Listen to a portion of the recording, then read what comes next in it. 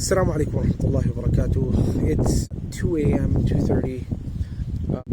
We've been here for a few nights, the city of Al-Monastir, and I'm departing tomorrow morning.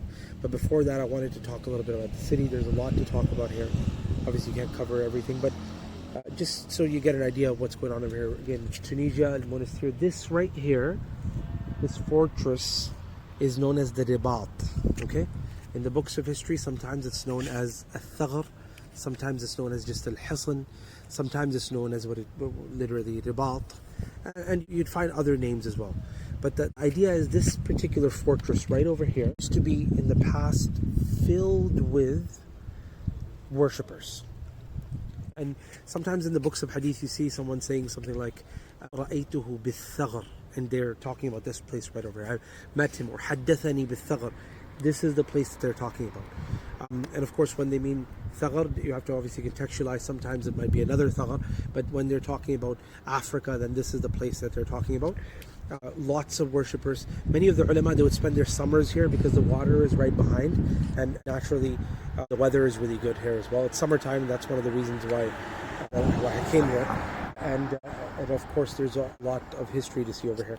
On that side, you see there's a lot of graves. That the whole area is a graveyard, and of course that big masjid that you see in the back, actually around there is also the grave of the president of the country, the past president of the country, Al-Habib Bourguiba. And here you see all these graves. You see some of these tombs as well. One of them is associated to a major scholar from the scholars of the Malikiya named Al-Mazari. And for those who know, they know this is considered one of the major authorities in the Maliki madhab and beyond, because it is said that he was in fact a mujtahid mutlaq as well. His grave is over there. Along with him is the grave of another scholar as well. And then generally speaking, this graveyard is full of worshippers and scholars and so on and so forth. But what I wanted to talk about was this right here. This here is basically an area of seclusion. It was for centuries. There's a lot of things going around here. It's a whole city at this point, right? But in the past, this wasn't the way it is now. It wasn't a city in this way. It was a very small place. It was sometimes known as Al-Mahris as well. So you have different names: Mahris, Thaghr, Ribat, which basically all comes down to the same thing. It's a place where you have people stationed to protect the Muslims in Africa from oncoming danger from Europe, because again, Al-Monastir is very close to a European border as well, right past the water. If you were to tread these waters, you get to Europe very easily. This area, there's 50 or less, and the reason why we know it's 50 or less is because, especially during the time of Su'noon, there was conversations about whether it's even obligatory for these people to pray Jumu'ah or not, because it's not a full-blown city at that time, right? But my point is that these people are just sitting here and they're worshiping. That's all it is.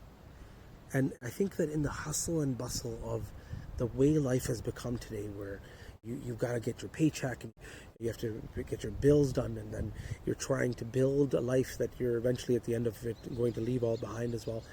One of the things that we've forgotten is that the purpose of us being in this world is to please Allah subhanahu wa ta'ala, وَتَبَتَّلْ إِلَيْهِ تَبْتِيلًا, and seclude yourself with Allah subhanahu wa ta'ala, a special type of seclusion that's between yourself and Allah subhanahu wa ta'ala. قُمِ اللَّيْلَ إِلَّا قَلِيلًا, stand up a portion of the night except for a little bit.